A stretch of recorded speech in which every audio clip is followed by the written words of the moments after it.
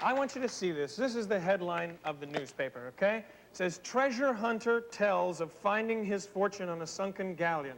A treasure hunter told yesterday how his diving team pulled up at least $40 million in gold.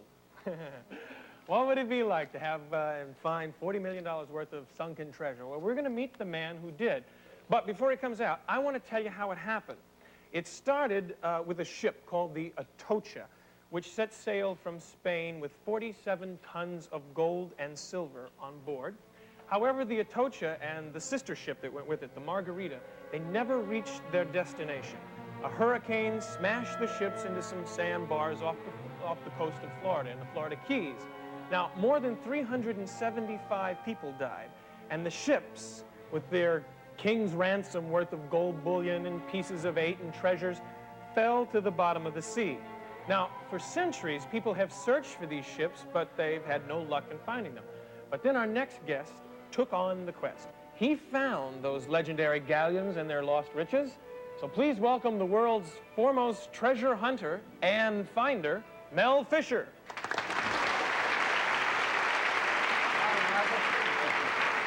Welcome, Mel. Hi, kid. How are you? Terrific. Good, good. What, $40 million worth of sunken treasure. What did it feel like when it happened? Fantabulous. I can't believe it's really happening. We've brought in the last couple of months, more than 100 pounds of gold and a ton of silver and 3 tons of copper. Can you imagine? But you looked for it a long Beautiful time, thing. didn't you? Oh, yeah. Yeah, we've been on this project about 10 years now. Mel, do you get to keep everything you found? Yes, and it was only recently I've been able to say yes, because the state of Florida came in and said it was all theirs, you know. Right. And the federal government said no, the treasure was all theirs. And we went to the biggest court, you know, the appellate court. Uh-huh. And darned if I didn't win and beat the government. How about that? So Mel is a very rich man. How does one become a sunken treasure hunter? Well, of course, you have to take scuba diving lessons and Yeah. learn how to breathe underwater.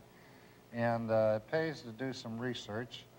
They can start out in the school library and then maybe go down to one of the larger libraries, or to Washington, where they have the Library of Congress, or to Spain. Now, that's where you would begin to find the research in order to know where to look for the Atocha. Yeah. But what was the first thing you found, like when you went to the wreck site? I mean, you went down where you knew it was going to be from the research, right? Yeah, well, it took 2 years to get to that point of searching back and forth 100,000 miles of ocean.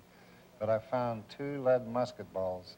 I got a couple sitting on a rock there. You can see what they look like. Oh, these are the lead musket balls. Yeah, they used to shoot those back and forth at each other in those days. Mm-hmm. But how did you, they could have hurt. These things are heavy.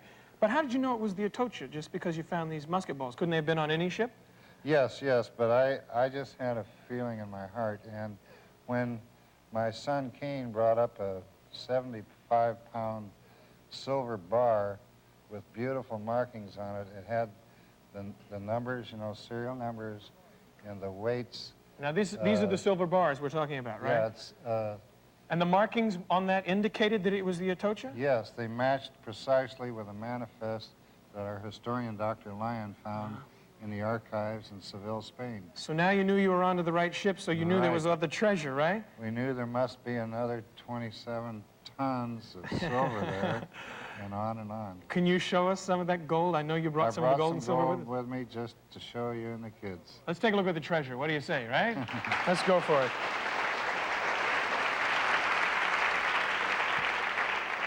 What are we going to look at first there? What is this? That looks like an old black rock, I know, but really it's a clump of pieces of 8. You've heard of pieces of 8. They're pieces of 8 were coins, something like silver dollars in the old days, and that's hundreds of them all stuck together. And that's quite a hefty weight, isn't it? This is very heavy, and this is all... Last week we found a clump of them that big, a whole treasure chest. Well, do you clean these up? Oh, yeah. What do they look like then? They clean up sparkling, dazzling, beautiful. Here's a couple here that have been cleaned up. They have the crest of the king, I see. And the cross of Jerusalem on the other side. Let me see the other one there. That's the silver doubloons cleaned up. Right. Can I hand you that back? That's a little heavy. I like it cleaned up a little better. Well, now, they also, you have gold doubloons too, don't you? I mean, we say that. Yeah, the gold doesn't turn black like the silver. I have one on my neck here. That's a gold doubloon. They used those for $100 bills a long, long time ago. I see. Now, that's the same thing as this, only it's gold instead of silver. Right. See, the gold won't rust and it won't turn green. It just shines forever. What's the gold worth? You can have one of them for about $5,000 bucks. Oh, why not? All right. Can we take a look at this next item here? What's that? Yeah, here's a little gold bar. This is a little gold bar. It's a very heavy gold bar. This is solid gold? Yeah, we found over 40 of those now. Can you imagine? What's this weigh, do you know?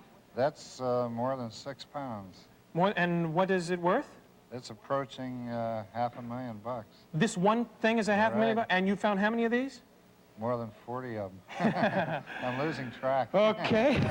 Let's take a look at something else. I'm nervous holding this. Here's a little slab of gold, probably the biggest chunk you'll ever hold in your hand, or me too, I don't know. Now, it's half of a disc there. Yeah, that evidently was a whole dish of gold, about 3/4 of an inch thick, and somebody just chomped it in two. The wealthy merchants in those days used this to buy a whole shipload of wine or brandy or food, you know. So this was like the money, and they would chop it in half? Right, and it's pure. It says on here, 23 3/4 carat. 24 carats pure, so that's almost pure metal. And what's this worth? I hate to keep asking this, but I love it. What's this worth? That's going on towards $1 million. $1 million, gang. Okay, let's take a look at what else you've got here. Here's some beautiful gold chains, and they shine like this when we find them. This is solid gold chain. We found a whole 15 pounds of these last week. Hang this on your neck. Isn't that neat? Doesn't that give you a good feeling? Oh, my goodness. Gold chain. Here's another one. Hey, I'm groovy. This is probably the biggest gold chain in the world. Hold your hand out and just watch it dribble in. Doesn't that shine, dazzling? What is each one of these links worth? Beautiful, blinding. Well, in those days, each link was like a $100 bill, and they called this money chain. So they used it for money. They'd take a link off? They just bend one off and hand it to somebody and get $100 worth of food, you know? What do you suppose this chain right here is worth? That's also going up in the priceless category, around $1 million or so. About $1 million. Hey. Now I can actually say I look like $1 million. What, whoops, I'm losing my chains here. What else do we got here? This is a beautiful, beautiful, I think it's my favorite. They call this a poison cup. See the very ornate drawings? There's little animals, dragons. Here's some golden dragon Oh, it's handles. been smashed a little bit. This is a dragon-shaped handle on the poison cup. And it had 20 emeralds on the inside of it here, where these fasteners are. Oh, right. You see those little holes there. And That's where the rubies were? Emeralds, they're green. Emeralds, I'm sorry. And in the center was a bezoar stone from the gizzard of a bird. A bezoar stone? Yeah, they took it from the gizzard of a bird because when they had it in the brandy, see, this was owned by the Bishop of Peru. And he would have a little brandy every afternoon and warm it up with his hands. And he'd sniff on it a little, and these prongs on the legs would come up, and when the bezoar stone came out of the brandy, if the stone was a darker shade of green than the emeralds, then it was poison in his drink. So he didn't drink it. So it wasn't a cup to poison someone, it was a cup that could detect whether or not you'd been poisoned. That's his life insurance policy. What is this worth? That's in the priceless category, too. It's the only one in the world. Well, there's one silver one in a museum in Chicago. This is the only gold cup in the world. I will probably never be around this much money in my life. This has been fascinating. Mel Fischer, thank you very much. You're welcome, Michael. Quite a treasure. We'll be back right after this, so stay with us.